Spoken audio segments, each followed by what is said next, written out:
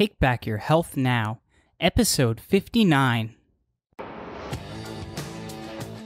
You're listening to the Take Back Your Health Now podcast, the show that interviews the top doctors, athletes, trainers, and entrepreneurs to help you find the holy grail of health. Now here's your host, Dr. Dan Margolin.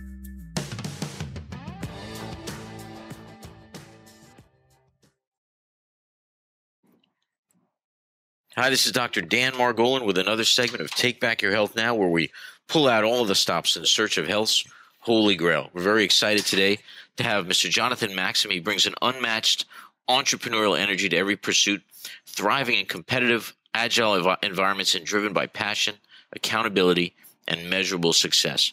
From working in a Fortune 50 company directing product launches to taking a mobile fitness app, Vea Fitness, to market starting from scratch, his experience spans the business landscape. Jonathan, along with business partner Kale Panoho, is the co-founder of KJ Growth Hackers, a marketing company that helps companies to create rapid growth. Jonathan, welcome to the show, sir. Thank you so much, Dan. It's a pleasure to be here. So let's sort of jump right in. So what got you into fitness? What actually was the motivating factor for that? You know, it might be kind of a funny reason for it, but it was actually my fraternity in college. A lot of the guys went to the gym. Noticed that it really inspired confidence in young men, being in good shape and just having an overall kind of, aggressive and powerful approach to life. Really inspired me to work out. So you wanted to look good for the ladies, huh? Well put. Understood. So how did you get involved and what made you create Vea Fitness app and tell us about how that works and your history with that? Yeah, so Vea Fitness is actually an idea that I came up with in college. Essentially, the concept is that we have brands sponsor your workouts in order to inspire people or motivate them to work out more. So you might run 2 miles to get 10% off your new running shoes, or say check in at a gym and get a free bottle of water. So we basically use different incentives to help find people motivation to work out. Whether that's entries into a contest where they can win a bigger prize, or just those simple one-to-one. So it's been an awesome ride, and I think this concept is definitely growing because people essentially they need it. Right? They need the right incentives, and so that's where a lot of my thought and love is going is into kind of the psychological process behind working out and inspiring that motivation. So that's pretty cool. So how would that work? Let's say I'm going to go work out at a gym. So I would get some sort of a free something from an actual company that would sponsor that event.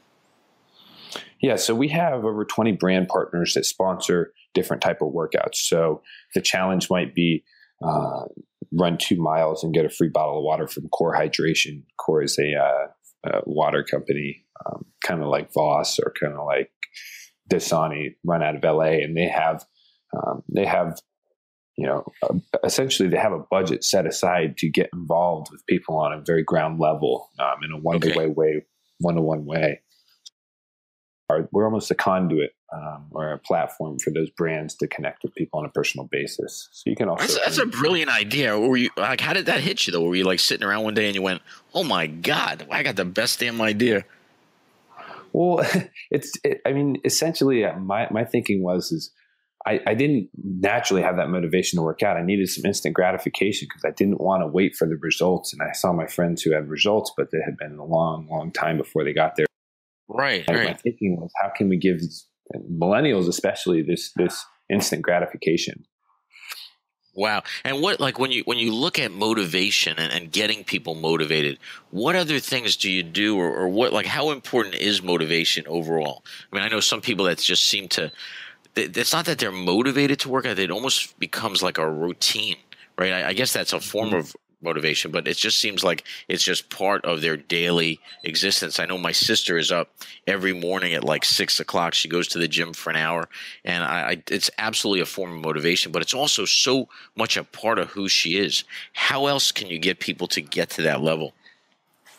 Well, there's kind of 2 parts to it, right? So I look at it as the behavior and then the habit. The behavior is getting them to get up and actually go for a run right now. That's where the reward and the incentive comes in. and then creating a behavior out of it creating a habit out of it is truly what you're referring to with your sister. And that's something where we need to have a lot of accountability to ourselves and to other people. So the other facet that I'm a strong believer in is the social accountability aspects, where we bring other people in on a group fitness challenge. We have this available on the platform. This tested really well in pilots. So we bring people together under a unified goal. So one of our challenges was run a mile a day, as many days in a row as you can. And whoever runs past 7 days in a row is entered to win $500. So we're all working toward this group goal. So I have an accountability to Dan and to my other friends to actually get out and run a mile a day, just 1 mile per day though. And so that was a really strong, pull for people to get involved and to stay involved. And 1% of people who joined that challenge went 7 days or more. And then 58% went 20 days or more. So the social glue really kept people together in it for the long haul, as well as kind of that excitement of the chance of winning, Yeah, no, when I was in podiatry school, I was probably working out the most I had in my life. And I had my roommate, my friend Steve, was really into lifting and stuff like that. So there was definitely like that motivation because we wouldn't let each other like quit. So it really is the same thing. I mean, you're just doing it on a much broader basis. I love it. That's an important part of this is how do we make this scalable or be able to hit the masses, but still keep it personal. And I think running these city by city challenges is really how to do that, right? So everyone in the city is like, oh yeah, Philly, yeah, LA, or yeah, New Jersey, right. Kind of this commitment to each other. So it's a powerful thing. And, even on a personal basis, my gym partners, if they ask me to go and I have to make up an excuse, I definitely feel the flack, Right. Now, how, just in terms of gradient scale, right? Like, in other words, somebody that is not as maybe in good shape as you are, how should they know to start? Like, how do you actually scale them up to certain levels? Well, I definitely am a strong believer, and I think Tim Ferriss coined the term minimum required dosage, right? Just get started with something small and get measurable progress, get your confidence up. And I think the confidence thing is a strongly underrated aspect of this, is making measurable changes, right? So getting to the gym once per week versus getting to the gym 5 times per week. Okay. Some people respond well to that kind of shock factor where you do it all at once, the diet, the gym 4 or 5 times per week, and the cardio and stuff. But generally, I think that most people perform much better in the long run when they kind of wean themselves onto it. In my case, I typically recommend, especially for dieting, that people just replace breakfast. And once they get in the routine of eating a healthy breakfast, then they'll be more inclined to do the next meal and the next meal. Okay, and then let's go to that area of diet. One, how important is diet to an exercise regime, and then what is an appropriate diet versus what you're seeing the typical person eat? Well, as far as diet goes, I'm a believer that it's 80% of your fitness and wellness journey, because it affects how you feel about yourself, right? If you're eating healthy, if you're eating spinach, if you're eating stuff that is on diet, typically you feel good and you feel accomplished from it. Whereas there could be a reverse psychological effect. This is what we've seen in our users with Vea, is that people who work out really hard kind of in an impulsive way, like a flash in the pan way, tend to want to reward themselves with a big meal after, because they feel like they earned it, especially if they did something like, burn 600 calories on a treadmill to that Chipotle burrito. So, and I'm not speaking from experience here. This is just what I've heard. I'm laughing from experience, so that's fine. Yeah, so I'm a believer that the diet's a huge part of it. And I think the healthier diets will have a lot of spinach, yams, beans or garbanzo beans, and typically the slow burning, low GI index carbs, stuff that is not burnt instantly and then stored, whatever is not used. Right, not like pure sugar and things like that. Exactly. What about this whole thing with ketosis and ketogenic diets and things like that? So ketosis, I think, is a very fascinating thing because it's so counterintuitive. Personally, I've only gotten to a slight state of ketosis. I haven't gone all in, but I've been very fascinated by it. And I think the concept of, so essentially what ketosis is when you restrict your body from carbs, its primary source of fuel, and then you force it to either use fat or protein, and most body will split fat molecules, and they typically burn about twice as efficient as, say, a carb or a glycogen. So it's a more efficient way to run your system. And typically people have like really sharp focus from it. They have a lot of energy running on fat as energy. But it's obviously, you're restricting a huge part of your diet. You can typically lose muscle mass from it. But the concept is very fascinating because performance wise, a lot of people, mental performance and increased energy levels and happiness. Now, John, you said you had not reached it, only reached it. How do you know when you reach it? Are you measuring your saliva or urine? Or how would you know? Yeah, typically you measure with a device that measures millimolars of ketones, and that will tell you how far in you were. I personally was not measuring it, but I just had gone to a diet level that was pretty much no carbs. Typically you would do 5% carbs. Okay. But yeah, you measure millimolars. How difficult was that to do? Or is it something that really, once you got into it, wasn't that hard? That's a great question. So even doing a low carb diet, typically people will notice that they have low energy levels and are grumpy because a lot of us, depend heavily on carbs for immediate energy. And typically Sure. that translates to happiness, right? If you're energized, you're typically in a good mood. So as you cut carbs out, that's why you have to do it in a controlled way, because it can just make you feel exhausted and grumpy. So when you're going toward that state of ketosis where there's more ketones being produced in your body because there's less carbs being used, typically you can start to feel a little sick. And it's not, under the weather sick. It's just you feel a bit nauseous and not as not as much pep in your steps. So that's kind of a hard thing to cross over. Personally, I'm not the best at it, so I wouldn't claim to be, but it's once you can get there, there's a lot of people who've seen amazing results just from extremely low body fat to great energy levels and mental performance. And somebody that wanted to do that, how long typically would it take someone to actually go from eating a lot of carbs to, hey, I want to get into that kind of ketogenic effect? Yeah, typically the ketogenic or the ketosis state happens over the course of like 3 to 5 days. You might feel a day to 3 days.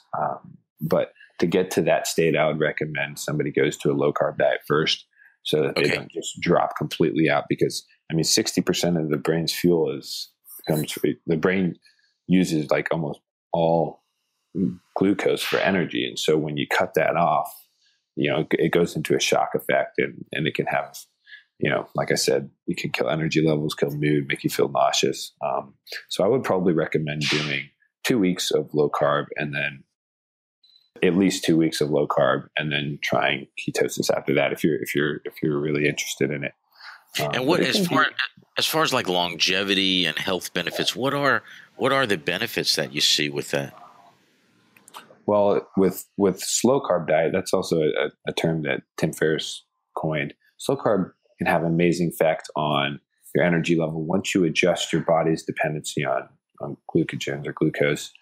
So typically you'll be less dependent, therefore you'll have less variance in your mood levels and your energy levels, because you're eating slow carbs, low glycemic index carbs, which basically burn slower, burn longer. So you'll have more consistent energy levels. And of course, there's a lot of benefits from eating things that are slow carb, like black beans. They have a lot of fiber in them, and fiber, as it moves through the vessels, can break up fat. And then basically it grabs onto it or barbs onto the fat molecules. It breaks them, and then it just is pro-fat burning. Of burning additional fat while having more energy. as well as the benefit of low. What are the wheats? The which ones? Low gluten, right? Yes. Yep. The less gluten you're eating, the less inflammation you'll have in your joints, which will make you feel younger. So there's all kinds of benefits. And what about like just even fruits and stuff like that? Would you eliminate a lot of the fruits, or would you still keep those in? So most fruits are pretty index and typically have, they're not bad in this sense. I mean, eating white pasta is a lot different than eating, an apple. I personally cut them out when I first did my first 2 weeks of slow carb dieting. Yeah. But now I eat them. I'll eat an apple at like 2 p.m. for good energy. And I don't think there's anything wrong with that. I guess just everything in moderation. Fruit, of course, is going to be much better. At one point I was eating about 8 apples and stuff a day, thinking it was the best thing for you. And I think I was a little bit overdoing it just on the fruit aspect of it. But you've mentioned Tim Ferriss several times, and I read his book, The 4-Hour Workweek, and he's just an amazing author. You wrote an article called "What's the Minimum Amount You Can Exercise Every Week and Still See Results?" And you talk about Tim Ferriss a little bit and how he gained, and maybe I'm saying this wrong, maybe it just seems incredible, but that he gained 34 pounds of muscle in a month. Is that accurate? Is that?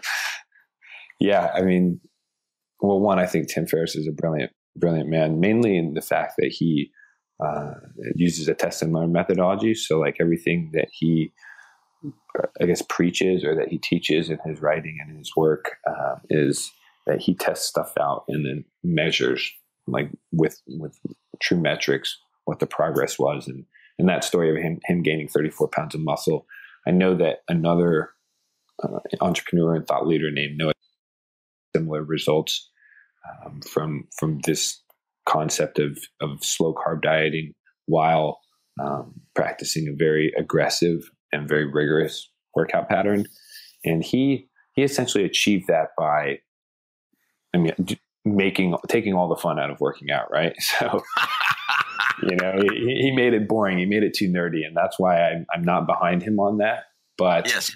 But it's an amazing result. I mean, it almost, there was a thing called the Colorado experiment. I don't know if you'd ever heard of it. It seemed to be somewhat controversial, but it was a bodybuilder, I can't remember his name, that also gained some ridiculous amount of muscle in such a short period. And I've spoken to people about it, and they say, yeah, there's no way that they could do that. And yet when I read your article and I saw that with Tim Ferriss, I said, wow, that's just crazy. When I've spoken to like people that really work out, they say the maximum that I've spoken to people and muscle that you could gain is maybe 10 pounds a year. But this totally flies in the face of that. Absolutely. And I mean, look, we'll never know unless we were there, running the scales with him and actually checking his body fat percentage and things like that. But I believe he was checking with the doctor when he did that.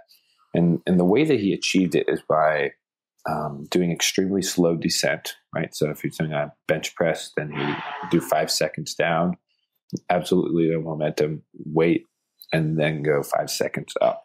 So it's almost like a concept of volume training, where you're basically putting your muscles under extreme tension for the longest amount of time. And that's where the most growth comes from, because it develops the muscle at basically all layers of it. Okay. But I gave it a try and I completely failed. So, really? I can't. I mean, it worked well, but it was boring to me, and therefore it was a failure to me because I lost interest in it. So, yeah. But it's got to make it grueling. I mean, because every motion is going to be like just grueling. If you're lifting as much weight as you can and going that slow, it can be very grueling. But I guess if you are looking for those results, you have to go to extreme measures. You go to extreme, grueling measures. So I have a T-shirt that I've seen that said "Train insane or remain the same," something like that. John, just go into this order. So you said, what is the minimum amount you can exercise every week and still see results? What is that? Tell us about that. What's the smallest amount you could work out and still get some results? I mean, I think everyone is subject to their own belief on this, but my belief is that you can work out twice a week for a half hour each if you are doing the right workouts in those 30 minutes, right? If you're doing the only the highest return activities, only the strongest return workouts. And so in that case, things like kettlebell swings or deadlifts, stuff that's working the largest muscle groups while producing the most testosterone to metabolize fat the best and protein and to grow your results. But I think I mentioned in that article that diet was an important part of it. I believe the editor took that part out though, because they wanted to focus on the fitness part of it.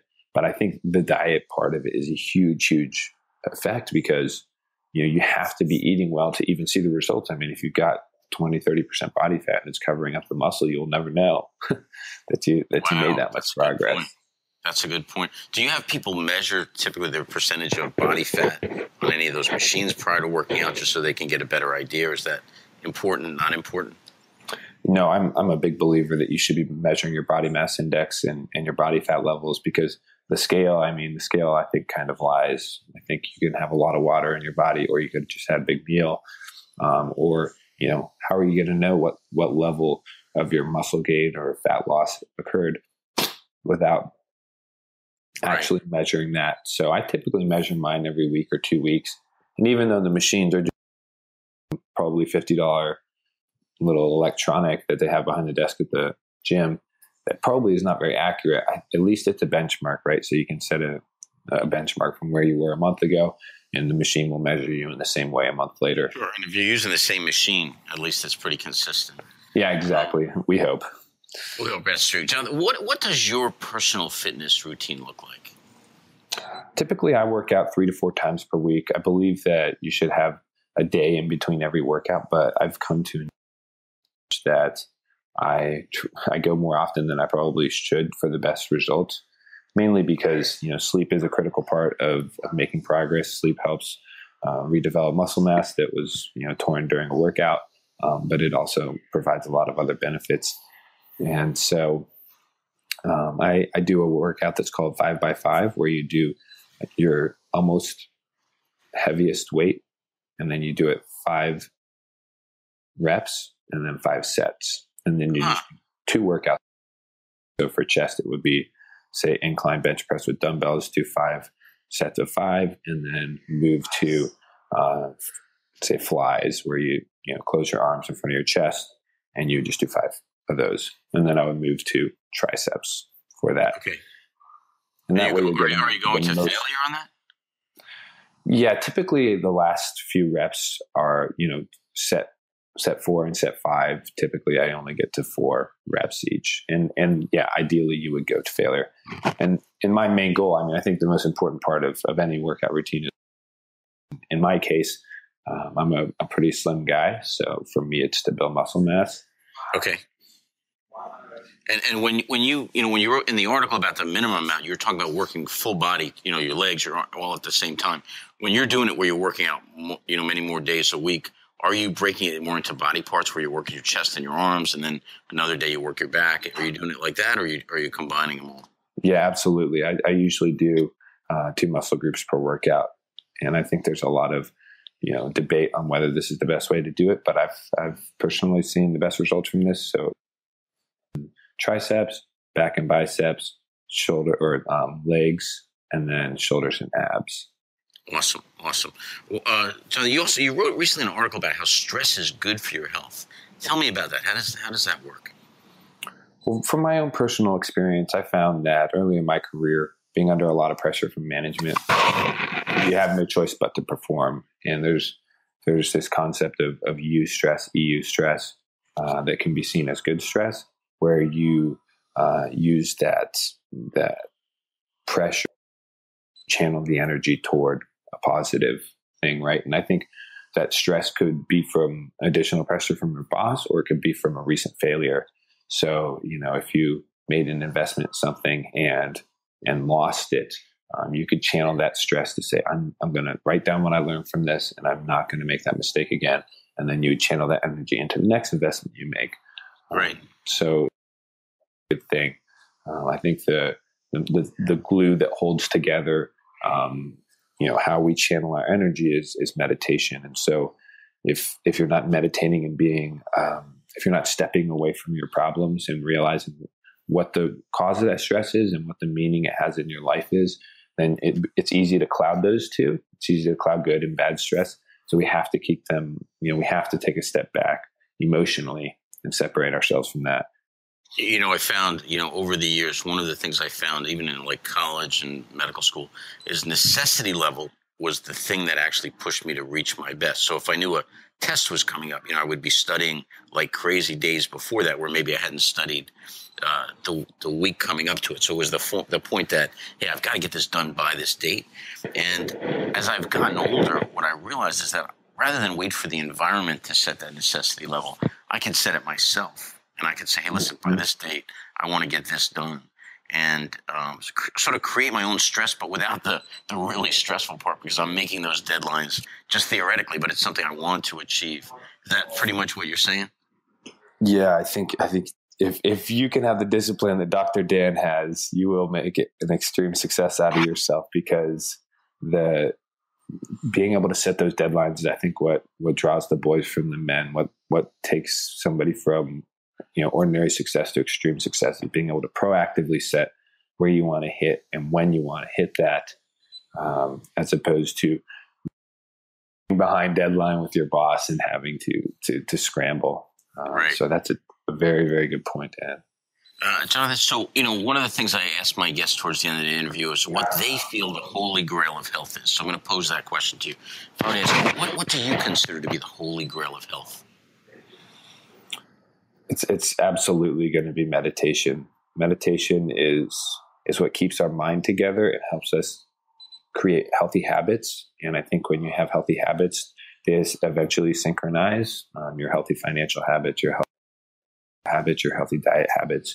But you need the self-control to start those behaviors in the first place, and then to repeat them with the right incentives, the right motivators from other people, from other areas.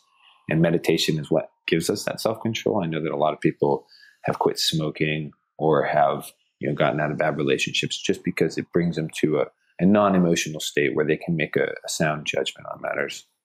It's almost like stepping away from whatever the situation is, being exterior to it, and then being able to look at it more clearly. I mean, that's basically what it breaks down to. I mean, if you think of it as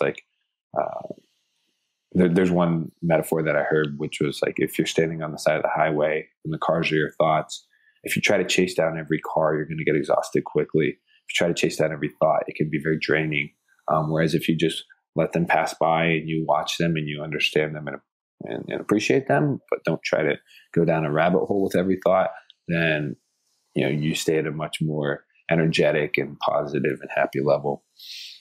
I love last night I was watching the Discovery Channel, and they had this show on about the future and how we're all going to be, I guess, telepathically connected through some sort of microchips put in our brains. I mean, they were saying this as a good thing, and I thought, could you imagine having the thoughts of like millions of people rushing through your head? It seems like you'd go nuts. It just did not seem like the ideal serene kind of a situation to me.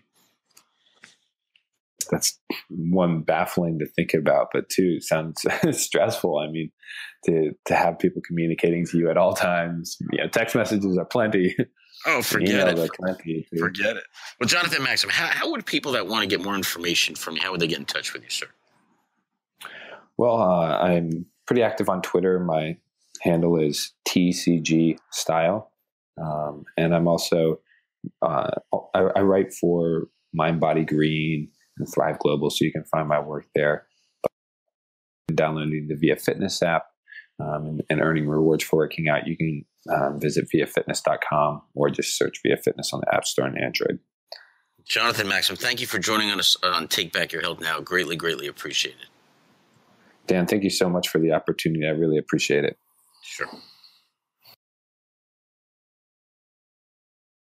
This episode is sponsored by New Jersey Foot and Ankle Center in Oredo, New Jersey. Remember, when you have a foot problem, you've got a foot doctor in the family. Weekend and evening appointments are available. Call us at 201-261-9445. Once again, that's 201-261-9445. 9445. Thanks for listening. Check out the show notes over at drdanspeaks.com. If you're loving the show, head over to iTunes and leave us a review, and we'll catch you next time.